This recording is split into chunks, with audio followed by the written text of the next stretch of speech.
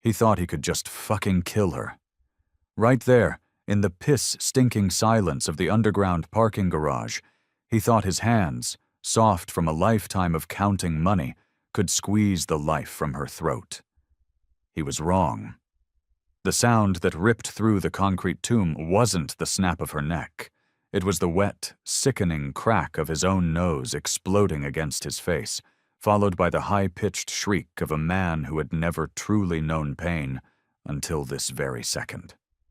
Her eyes weren't filled with fear. They weren't pleading for a goddamn thing. They were pits of black ice, cold and ancient, locking onto his as if he were nothing more than a minor annoyance, a piece of trash to be disposed of. In the next 59 seconds, a ballet of violence would unfold that would make every person in the Croft Innovations spire question the nature of the quiet woman who cleaned their toilets. What you are about to witness is not a story of a victim. It's the story of a goddamn reckoning. Welcome back to Chaos Theory. I live for your comments and your support. Before we dive into the bloody details of how we got here, do me a favor. Wreck that subscribe button, slam the like, and let me know in the comments what city you're watching from. You're part of the crew now, and you won't want to miss a single second of this absolute madness. Now, let's get back to the show. Julian Croft, at 45, was a monument to manufactured perfection. He leaned back in his Herman Miller chair, the Austin skyline glittering behind him like a pile of diamonds he felt he personally owned. His suit was a custom Tom Ford, his watch a Patek Philippe that cost more than a house, and his certainty that the universe revolved around him was absolute. He watched the quarterly earnings report flash across the holographic display in the center of the boardroom. "Revenues are up 22%, announced Eleanor Vance, the HR director, her voice carefully neutral. The other executives in the room, a collection of ambitious sycophants, murmured their approval.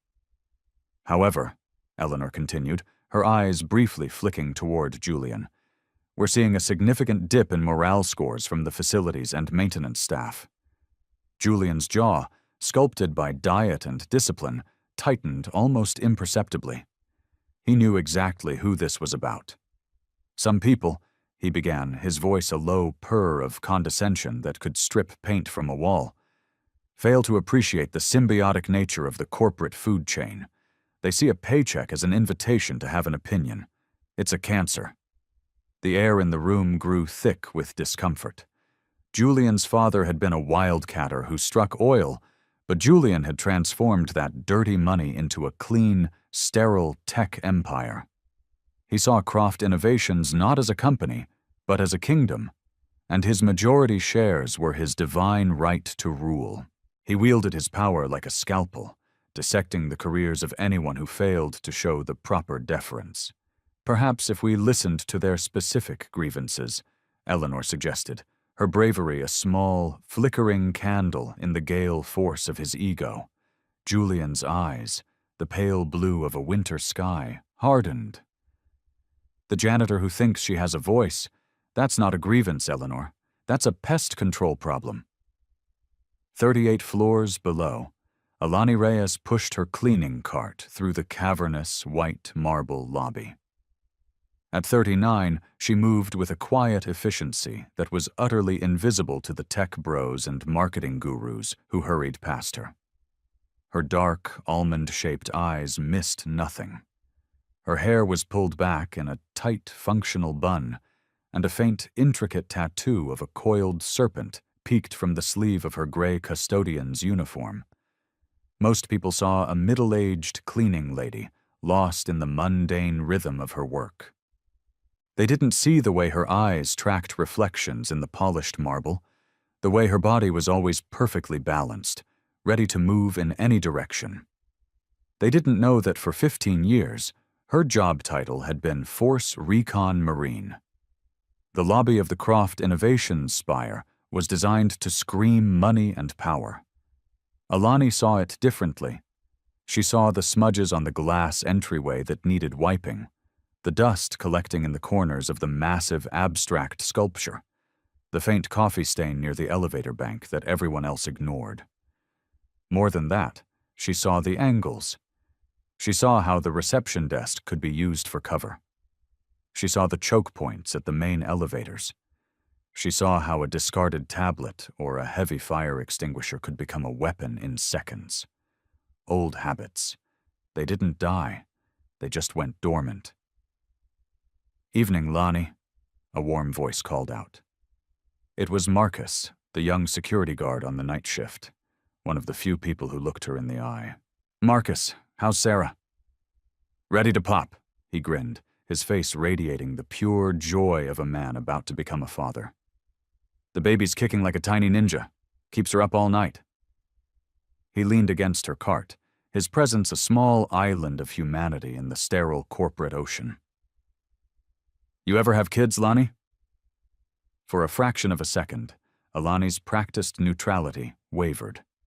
A ghost of a memory flickered behind her eyes. A dusty village, the laughter of children, the sudden, deafening roar. "No," she said, her voice a little too quiet. "Never seemed like the right time." She didn't tell him that her 20s and 30s had been spent in the sand-choked hellholes of the world, in places where building a family was a fantasy you didn't let yourself have. She didn't talk about the citation for valor that sat in a shoebox under her bed, or the nightmares that still left her sheets soaked in sweat. Civilian life was supposed to be her reward. It was supposed to be quiet. She was supposed to disappear. "You'd be a great mom," Marcus said, his sincerity a sharp pang in her chest. "You've got that protective vibe. I see how you handle the assholes around here." Alani's grip tightened on the handle of her spray bottle. They both knew he meant Julian Croft. "Some fights aren't worth the energy," she replied, her voice flat. But even as she said it, the warrior she'd tried to bury screamed in protest. "You don't back down. You hold the line. You protect your own." The rules of civilian life were supposed to be different, but some truths were universal. The polished steel elevator doors slid open with a soft chime, and Julian Croft emerged, flanked by two of his executive vice presidents. His handmade Italian shoes clicked on the marble floor, a sound like a ticking clock counting down to a confrontation. Alani felt her muscles tense, a conditioned response honed by years of walking into ambushes. Her body knew how to fight, even when her mind desperately craved peace. "Well, well," Julian sneered, his voice echoing in the vast lobby. "If it isn't the oracle of the mop bucket, do you have any profound thoughts on our Q3 growth projections? Or are you still contemplating the existential nature of floor wax?" The two executives chuckled, a sycophantic, nervous sound. Alani straightened up from her cart, her full height bringing her surprisingly close to eye level with him. She could smell the expensive, citrusy scent of his cologne, a smell she would forever associate with entitled cruelty. "I just do my job, Mr. Croft," she said, her voice low and even. "Your job," he repeated, stepping into her personal space, forcing her to either stand her ground or retreat. "Is to be invisible? But you seem to struggle with that, don't you? With your opinions." The lobby had gone silent. The remaining employees averted their eyes, pretending to be engrossed in their phones, but their attention was focused entirely on the unfolding drama. This was a regular spectacle, Julian's public assertion of dominance over someone he considered less than human. "I have never been disrespectful to you, sir," Alani stated, her voice a steel cable of control. The rage was a hot coil in her gut, but she kept it locked down. Julian's smile was a razor blade. "Disrespect isn't about what you say, Alani. It's about knowing your place." The words struck her like a physical blow. She'd heard them her whole life, from a drill instructor who thought a woman couldn't handle the rigors of force recon, from a CO who doubted her ability to lead a team in a firefight, from people who saw the color of her skin before they saw the uniform she wore. but she had earned her place on every inch of this planet she had ever stood. She had paid for it in blood, sweat, and pieces of her soul. "My place," Alani said, and her voice was no longer the quiet janitor's, but the measured, unwavering tone of a staff sergeant who had given orders under fire, "is wherever I earn an honest living. My place is standing on my own 2 feet, just like everyone else in this lobby." The silence was now absolute. A flush of crimson crept up Julian's neck. He had expected her to cower, to apologize. He had not expected her to meet his aggression with a spine forged in fires he couldn't possibly imagine. Several onlookers were now staring openly, their expressions a mixture of shock and admiration. "You think you're clever," he hissed, his face inches from hers. "You think you can embarrass me in front of my own people with some bleeding heart speech?" Alani didn't move. She didn't even blink. Her training screamed at her that backing down now would only invite a more vicious attack later. "I think basic human decency isn't a speech. It's a requirement." Julian's pale eyes narrowed into slits of pure hatred. In that moment, seeing her refuse to be broken, seeing the subtle nods of agreement from his own employees, he made a decision. It was a decision born of humiliation and fury, a decision that would unravel his perfect, controlled world. "We'll see about that," he whispered, the words a promise of future violence that sent every one of Alani's combat-honed instincts screaming. As he and his entourage stalked away, Alani turned back to her cart, her movements calm and deliberate. But inside, her mind was a whirlwind of threat analysis and tactical preparation. She had just made an enemy of a man with limitless resources and no moral compass. And somewhere in the hardened core of her soul, the soldier she thought she'd left behind was methodically cleaning her rifle and preparing for war. The last rays of the Texas sun bled out over the Austin Hills, and the Croft Innovations spire began its nightly transformation. The frantic energy of the day dissolved, replaced by the low hum of servers and the whisper of the air conditioning. Alani preferred the night shift. The emptiness was a comfort, a welcome silence after the daily gauntlet of invisible slights and casual contempt. But tonight, the silence felt different. It felt heavy, watchful. Julian Croft's final words were a threat assessment echoing in her mind. 15 years in the military had taught her one undeniable truth: trust your gut. And right now, her gut was telling her that a line had been crossed, and there was no going back. She guided her cart onto the 38th floor, the executive level. This was the heart of the kingdom, a hushed sanctuary of muted colors, expensive art, and panoramic views of the city lights. Each office was a shrine to its occupant's ego. She knocked on Julian's door, a formality, before using her master key. The office was a perfect reflection of the man, cold, immaculate, and designed to make anyone who entered feel small. His desk, a vast slab of black granite, sat like an altar. Behind it, diplomas from Wharton and Stanford were displayed alongside photos of him shaking hands with governors and tech billionaires. Alani began emptying the trash, her movements practiced and automatic. Her mind, however, was running tactical simulations. The morning's confrontation hadn't just been about a public dressing down. It was about a loss of control. Men like Julian didn't tolerate losing control. They corrected the problem. Permanently. "Burning the midnight oil, I see." Alani spun around, her body reacting before her mind could process the sound. Her hand instinctively dropped to her hip, searching for the comforting weight of a sidearm that hadn't been there for years. Julian stood in the doorway, his suit jacket off, his tie loosened. He looked casual, but Alani recognized the stance of a predator cornering its prey.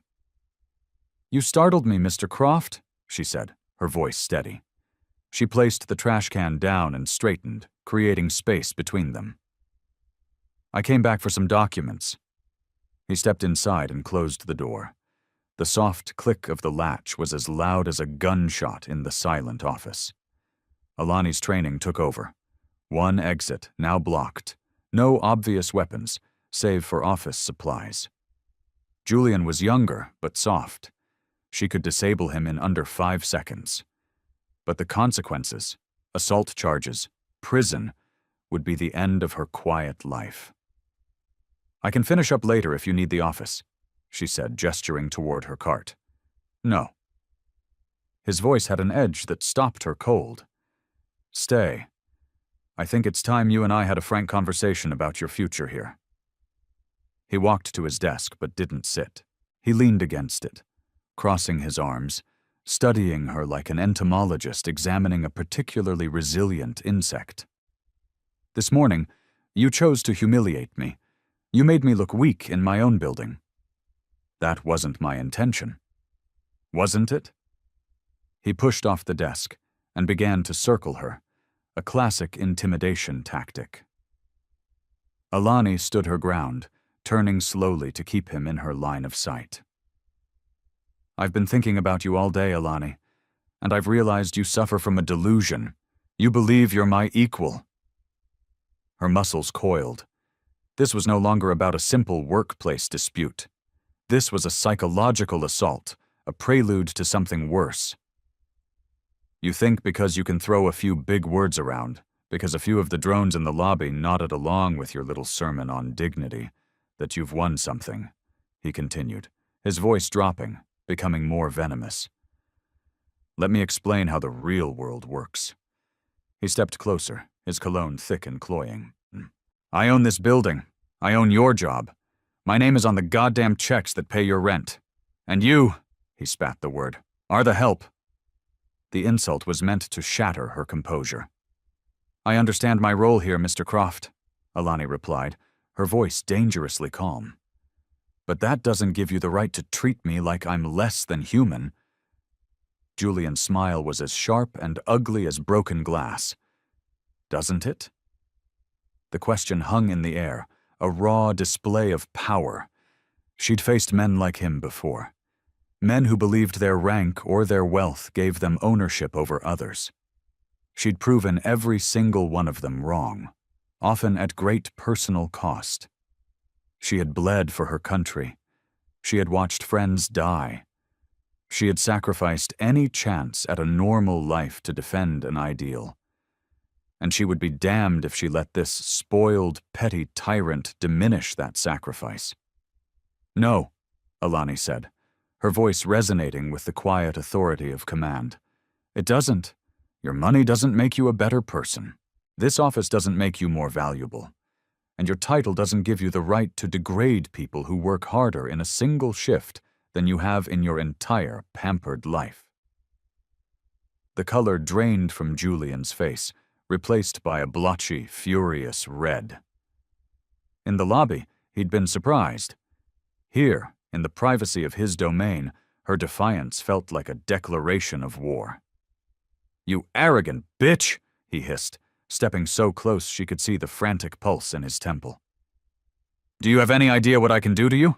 One call and you're blacklisted. You'll never work in this city again." "Then make the call," she said softly. The simple challenge seemed to stun him. He expected pleading.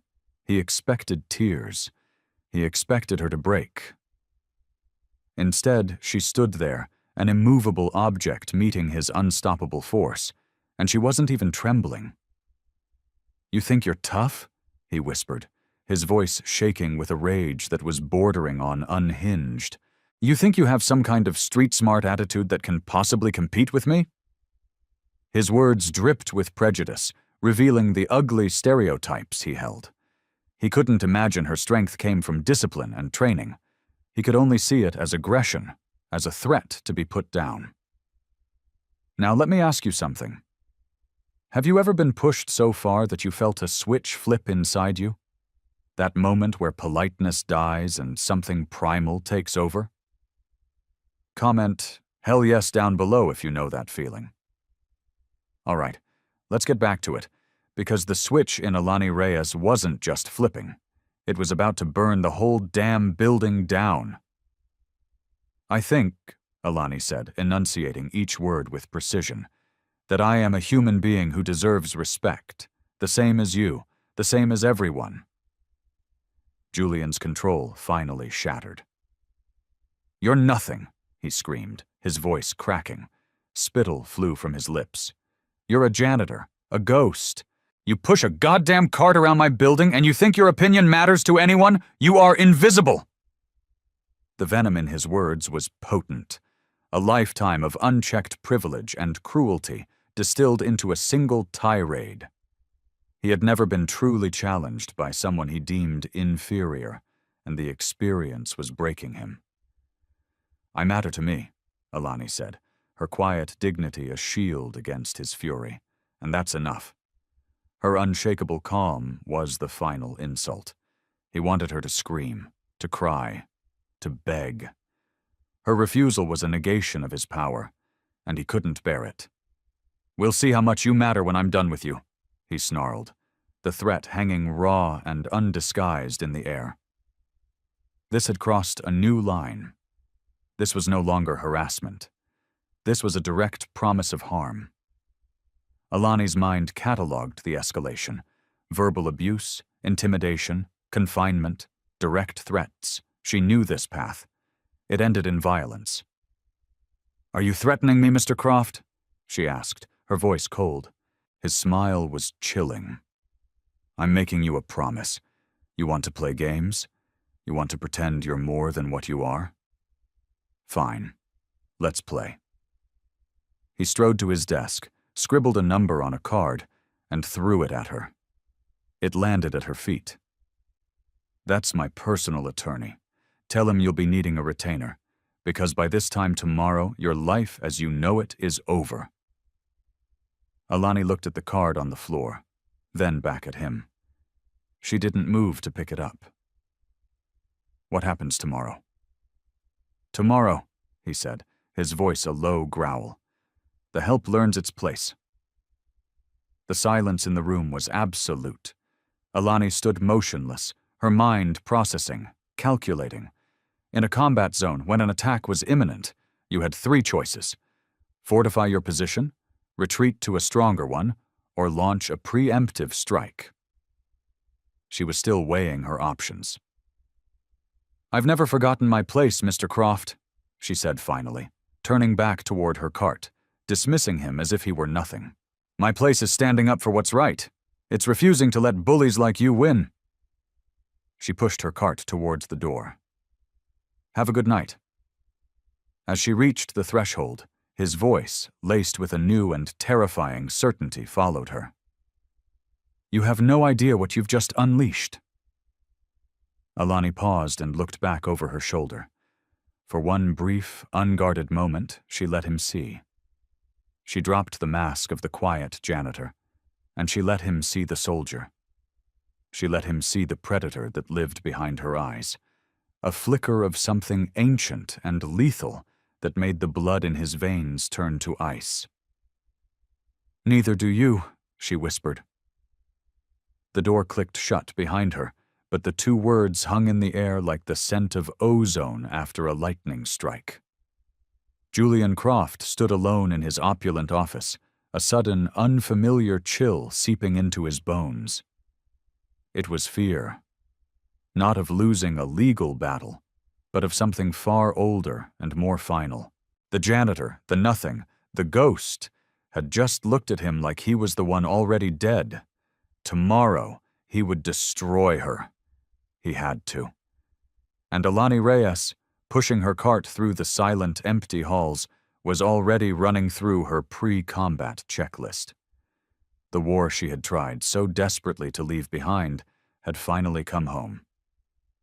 And this time, the enemy was sleeping just a few floors above her. There was no going back. The next morning, the Texas sun blazed down on Austin, but Julian Croft's corner office felt as cold as a morgue. He hadn't slept. The image of Alani's eyes, not angry, not scared, but terrifyingly calm, was burned into his mind. He'd spent his life bullying people into submission. He'd never encountered someone who simply refused to break. He picked up his phone and dialed a number stored under the innocuous name Mr. Wolf. It was a number he'd been given at a high-stakes poker game, a problem solver for situations that couldn't be handled by lawyers. "Yeah," a gravelly voice answered. "It's Julian Croft. We have a mutual acquaintance. I have a situation that requires a delicate touch." "Delicate is expensive, Mr. Croft." Julian's pride warred with the knot of fear in his stomach. The memory of her final look, that predatory stillness, pushed him over the edge. "I have an employee, a janitor. She's become a problem. She needs to be reminded of the consequences of disrespect." There was a pause. "We talking a stern lecture? Or are we talking a lesson she'll feel in her bones for the rest of her life?" Julian's mouth was dry. His conscience, a small and withered thing, screamed at him to stop, but his humiliation was a louder voice. "I want her to disappear, not dead," he added quickly, the thought of a murder charge momentarily piercing his rage. "Just gone. Scared enough to pack her bags and never show her face in this city again." The voice on the other end chuckled, a low, ugly sound. "A vanishing act. I can do that. It'll be a $10,000 disappearing fee. Cash. You get me a photo, her schedule, and a layout of the building's blind spots." "The parking garage," Julian said immediately. "The cameras on the lower level are scheduled for maintenance tonight." "Smart boy. You're a natural. Send the details. We'll handle it tonight. And Mr. Croft? After this call, you don't know me. This conversation never happened." "Understood," Julian said, his hand trembling as he ended the call. He was hiring thugs to brutalize a woman because she had dared to demand respect. He told himself it was about maintaining order, about protecting his authority. But deep down, he knew the sickening truth. He was doing it because a woman with a mop had made him feel powerless, and he couldn't live with that feeling. Miles away, in a small, sparse apartment, Alani Reyes arrived home from her shift 3 hours ago, but hadn't even considered sleep. Her body was a finely tuned instrument of war, and it was screaming that an attack was imminent. Instead of her uniform, she wore track pants and a tank top, her movements fluid and precise, as she went through a series of stretches that were less about fitness and more about combat readiness. She had spent the last hours of her shift not cleaning, but conducting reconnaissance, mapping sight lines, timing security patrols, identifying every possible exit and every potential weapon on every floor. The morning light illuminated the scars on her arms and back, a roadmap of a life lived on the edge. Her phone buzzed. It was Marcus. "Lonnie, you need to see this." He'd sent her a screenshot of a maintenance work order. "Parking garage P3, camera system offline, 2204. The pieces clicked into place with cold, hard certainty. It was an ambush, a professionally planned ambush. They were going to trap her in the one place with no witnesses and no electronic record. She typed back a simple message. "Thanks, Marcus. Stay home tonight. Tell Sarah you're sick. That's an order." He replied almost instantly. "No way. I'm not leaving you alone." "You're about to be a father, Marcus. Your fight is at home. Don't make me pull rank." He didn't reply for a long time. Finally, a single word came through. "Understood." Alani sat on the floor of her living room, her mind a cold, clear machine of tactical planning. She could run, disappear, start over in another city under another name. It would be the smart thing to do, the sane thing to do. But the thought of running from a bully like Julian Croft felt like a betrayal of every soldier she had ever served with, every friend she had lost. It felt like a betrayal of herself. She had spent 15 years of her life fighting for the soul of her country. She hadn't realized the war would follow her home.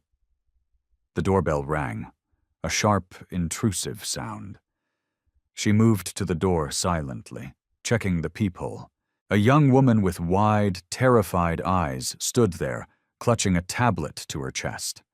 Alani recognized her from the IT department. Chloe. She opened the door, leaving the chain on.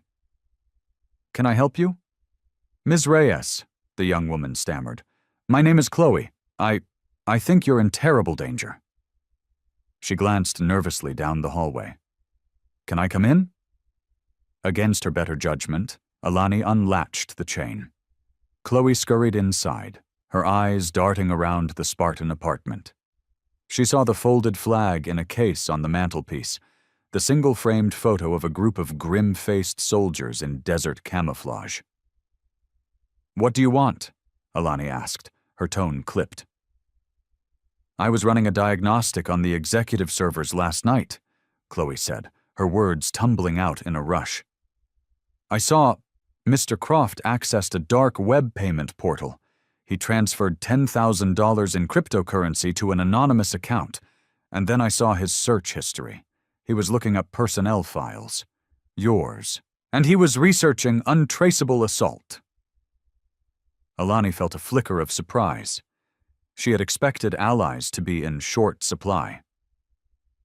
"Why are you telling me this?" Chloe's eyes filled with tears. "Because I watch him talk to you. I see the way he looks at you, like you're nothing. My dad was a cop. He was a good man. He always told me that the only thing necessary for evil to triumph is for good people to do nothing. I can't do nothing." Her gaze fell on the photo of Alani's unit. "Were you—" "Force Recon," Alani said quietly. 2 tours in Afghanistan, 1 in Iraq." Chloe stared at her, her expression shifting from fear to awe. "Oh my God. He has no idea. He thinks he's picking on a janitor. He's picking a fight with a goddamn warrior."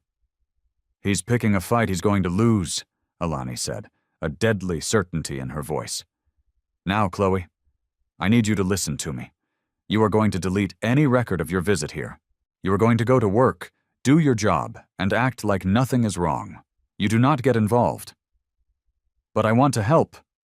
"You already have," Alani said, her voice softening slightly. "You brought me intelligence. That's the most valuable thing you can give a soldier. Now you need to get to safety." As Chloe left, a fierce determination hardening her tear-streaked face, Alani knew the time for planning was over. Julian Croft had made his move. Now it was her turn.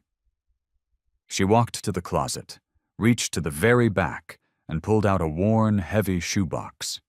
Inside, nestled among medals she hadn't looked at in years, was her M9 Beretta. Her service pistol. She had hoped she would never have to hold it again. She had prayed for a life where its cold, heavy weight was just a memory. But Julian Croft had mistaken her desire for peace for an inability to wage war. He was about to receive the most brutal education of his life. The lesson was simple. You don't corner an animal that is far more dangerous than you are. You don't poke a sleeping wolf. And you never, ever pick a fight with a recon Marine. Because they don't know how to lose. The Croft Innovations Spire was a tomb of glass and steel. Midnight had come and gone. The city of Austin slept below, oblivious to the storm about to break on the 38th floor. Alani moved through the silent corridors, not with her cleaning cart, but with the silent, predatory grace of a hunter. She wore dark jeans, a black t-shirt, and running shoes. Her work vest was gone. The M9 was tucked into a concealed holster at the small of her back, a cold, familiar weight. The building was supposed to be empty, but she wasn't alone. Her cheap burner phone vibrated. A text from an unknown number. "We're here. We have your back. The ghosts." Alani paused, a flicker of confusion crossing her face. Another text came through. It is watching. Security is with you. HR is ready. You are not alone. It was Chloe. The brave, terrified girl from IT hadn't just gone home. She had rallied the troops. The invisible people, the maintenance staff, the night guards, the administrative assistants. The people Julian Croft considered less than human had chosen a side. They had become her unit. A profound, unexpected wave of emotion washed over her. For the first time since she'd taken off the uniform, she wasn't fighting alone.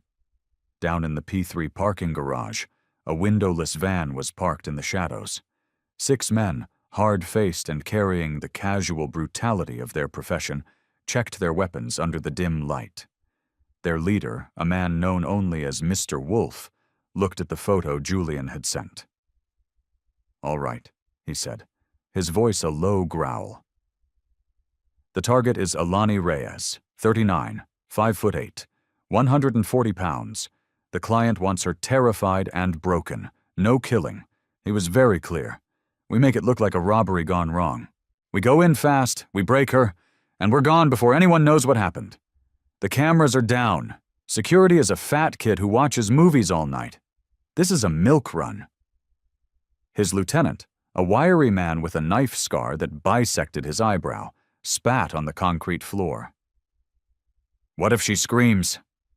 Mr. Wolf laughed, a humorless, ugly sound. "Let her scream. Nobody can hear her down here." They moved out, spreading through the garage with practiced efficiency. They were professionals. But their intelligence was fatally flawed. They thought they were hunting a sheep. They were about to discover they had walked into a wolf's den. Alani stood at the elevator bank on the ground floor, watching the indicator light. P3. A single elevator was rising. She took a deep breath, the air tasting of ozone and imminent violence. This was it, the point of no return. Her phone vibrated one last time. It was a message from Marcus. "Godspeed, Staff Sergeant." The elevator doors chimed open. She stepped inside, not as a janitor, but as a warrior answering the call to battle. As the doors closed, she keyed the button for P3. The descent was slow, quiet. It was the longest 30 seconds of her life. She closed her eyes, and for a moment she wasn't in an elevator in Austin. She was in a Black Hawk helicopter descending into a hot LZ in the Korengal Valley. The faces of her fallen comrades flashed in her mind. Jenkins, Martinez, Riley, men who had died by her side, men she had fought to protect. A promise she had made to their memory echoed in her soul. "I will never run. I will never surrender. I will hold the line." The elevator chimed, and the doors slid open to reveal the dimly lit concrete expanse of the parking garage. 6 men were waiting for her. They were spread out, blocking her exit, their shapes silhouetted against the harsh fluorescent lights. "Alani Reyes?" Mr. Wolf asked, stepping forward, a tire iron held loosely in his hand. His smile was predatory. "You've got something a friend of ours wants back. It's called respect. We're here to collect." Alani stepped out of the elevator, letting the doors close behind her. She didn't reach for her weapon. She simply stood there, her hands loose at her sides, and looked at each of them, her eyes taking in their positions, their weapons, their stances. Her gaze lingered on Mr. Wolf. "You've made a mistake," she said, her voice quiet but carrying an authority that made the hairs on the back of his neck stand up. His smile faltered. There was no fear in her eyes, no panic. There was nothing but an unnerving, absolute calm.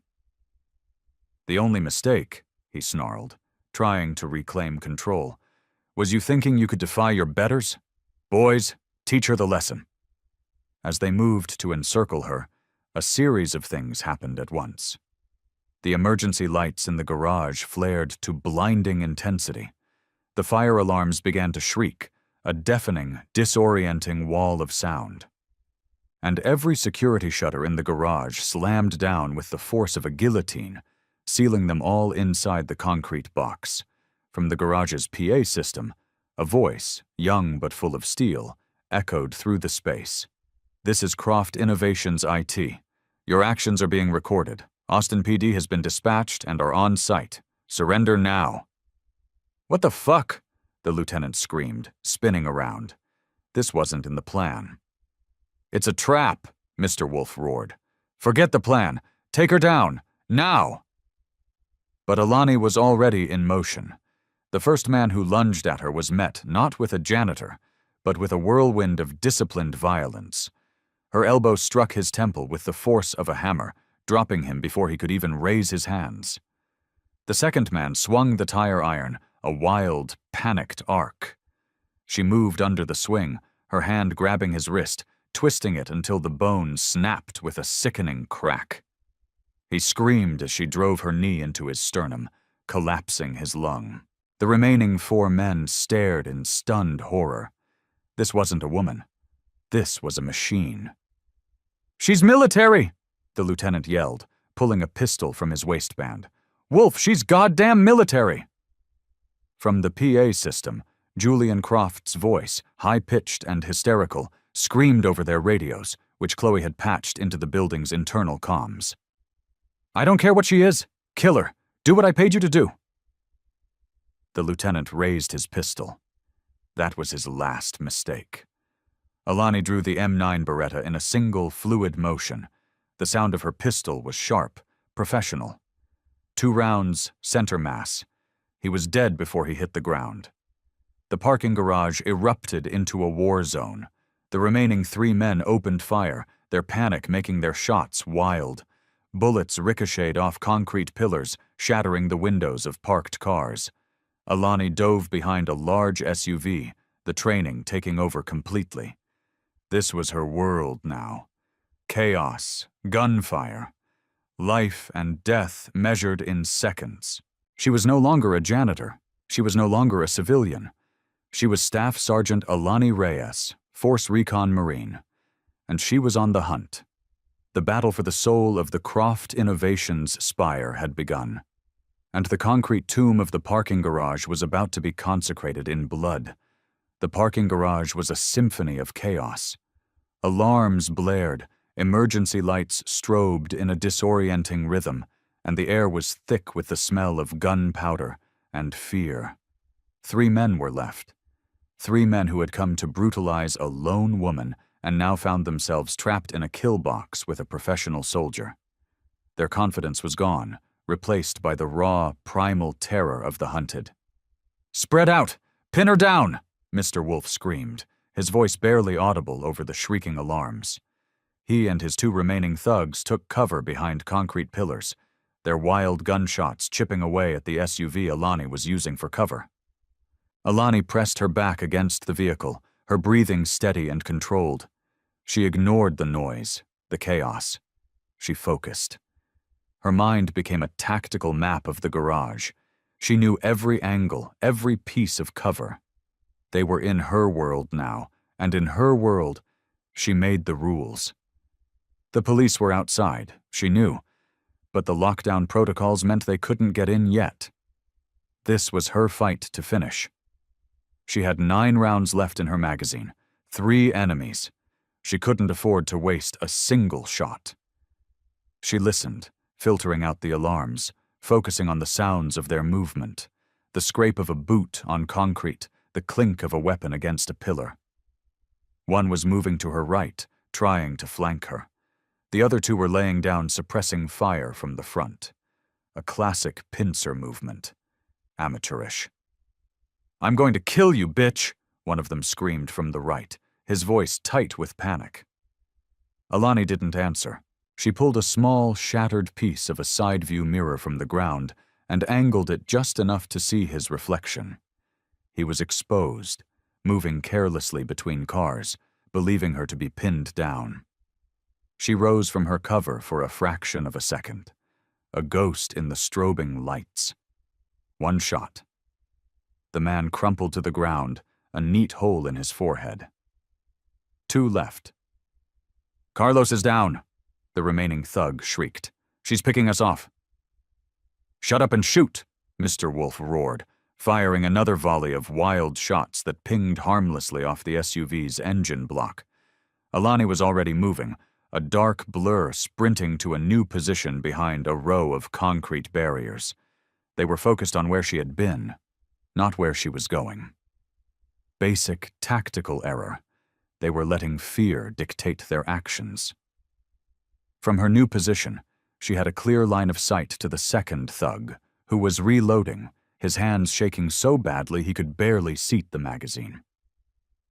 Alani took a steadying breath. 2 shots, center mass. He stumbled backward, his eyes wide with surprise, and collapsed. 1 left. The garage fell eerily silent, the only sounds the relentless wail of the alarms and the ragged sound of Mr. Wolf's breathing. He was alone, his entire crew eliminated in under 2 minutes by the woman he had dismissed as a janitor. He was hidden behind a thick concrete pillar, his pistol clutched in a white-knuckled grip. "Where are you?" he screamed into the echoing space, his voice cracking. "Show yourself!" Alani's voice came from the darkness, calm and cold as a grave. "You came here to break an innocent woman. You came here because a rich coward paid you to hurt someone he saw as less than him." Mr. Wolf spun around, firing blindly into the shadows. "I'll kill you." "No," her voice echoed, seeming to come from all directions at once. "You won't. You men, you think your money and your muscle make you strong. You think you can take whatever you want, but you don't know what real strength is." Her voice was closer now, just behind him.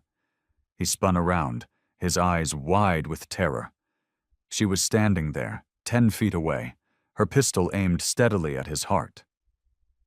"Real strength," she said, her voice dropping to a whisper, "is standing back up every single time you get knocked down. It's protecting those who can't protect themselves. It's looking evil in the eye and refusing to fucking blink." He raised his pistol, a last desperate act of defiance. The final gunshot was almost an anticlimax. He fell, the last ghost in the haunted garage. It was over. Alani stood in the silence, the bodies of her attackers scattered around her. The adrenaline began to fade, replaced by a profound, bone-deep weariness. The lockdown ended. The shutters retracted with a loud groan, and the garage was flooded with police officers, their weapons drawn, their faces grim. Detective Miller, a veteran homicide cop with seen-it-all eyes, was the first to approach her. "Ma'am," he said cautiously, "are you Alani Reyes?" "I am," she said, her voice hoarse. She carefully placed her weapon on the ground and raised her hands. "Can you tell me what happened here?" he asked, his eyes taking in the carnage. "They tried to kill me," she said simply. "I didn't let them." Just then, a disheveled and frantic Julian Croft burst through the police line, his lawyers trailing behind him. "What happened? I demand to know what happened in my building." He saw the body bags, and then he saw Alani, alive, standing there. A look of pure, unadulterated hatred contorted his face, a look that Detective Miller did not miss. "Sir, you need to stay back," Miller said. "That woman!" Julian shrieked, pointing a trembling finger at Alani. "She's a psycho. She killed these men. Arrest her." "Actually, Detective," a new voice said. Chloe stepped forward, holding a tablet. Eleanor Vance, the HR director, and Marcus were right behind her. "We have something you need to see." On the screen, crystal-clear audio and video played. Julian's phone call with Mr. Wolf. His instructions to break her. The footage from the garage showing the 6 men ambushing Alani, the entire firefight. It was all there, an undeniable digital record of his crime. Julian's face went slack, the color draining from it. He stared at the screen, then at the faces of the employees he had considered invisible, the ones who had just dismantled his entire world. "Mr. Croft," Detective Miller said, pulling out a pair of handcuffs, "you have the right to remain silent." As they led him away, a sputtering, defeated man, Alani looked at Chloe, Marcus, and Eleanor. They hadn't just saved her. They had stood with her. They were her unit. 3 months later, Alani stood not in a janitor's uniform, but in a sharp business suit, cutting the ribbon on a new downtown building. It wasn't a corporate high-rise, it was the Hold the Line Foundation, a non-profit she had started with the substantial settlement she'd won from Croft Innovations. The foundation's mission was twofold: to provide legal and financial support to victims of workplace harassment, and to offer transition and mental health services for veterans struggling to adapt to civilian life. Julian Croft was sentenced to 20 years for conspiracy to commit murder. His company was broken up and restructured. His name became a cautionary tale among the Austin elite. Alani's story went viral, a symbol of defiance against corporate corruption and abuse. But she wasn't interested in being a symbol. She was interested in the work. Her new office overlooked a park, and on the wall behind her desk was a single framed photograph. Her old Force Recon unit, smiling in the desert sun. A young veteran sat across from her, his eyes haunted. I don't know how to be me without the uniform," he said quietly. Alani leaned forward, her eyes full of a hard-won peace. "The uniform doesn't make you a warrior," she said, her voice full of a quiet strength that could now heal instead of harm. "It just reveals the one that was already there. Your war at home is just beginning. But the good news is, you don't have to fight it alone." She had found her peace, not by running from the fight, but by changing its terms. She was still holding the line, not with a rifle in some foreign desert, but with a helping hand in the heart of the country she had sworn to protect. The fight was different, but the mission was the same: to leave the world a better place than she found it. And for the first time in a long time, Staff Sergeant Alani Reyes felt like she was home. And that, my friends, is what happens when a wolf is forced to live among sheep. What do you think is the most important lesson from Lani's story? Let me know your thoughts in the comments. Your support is what fuels these stories, and every comment, every like, every subscription, it matters. And if you think that was intense, you have no idea what's waiting for you in the next video. It's a story of betrayal so deep, it will shake you to your core. Click on the screen right now, and let's keep this journey going. You don't want to miss it. Trust me,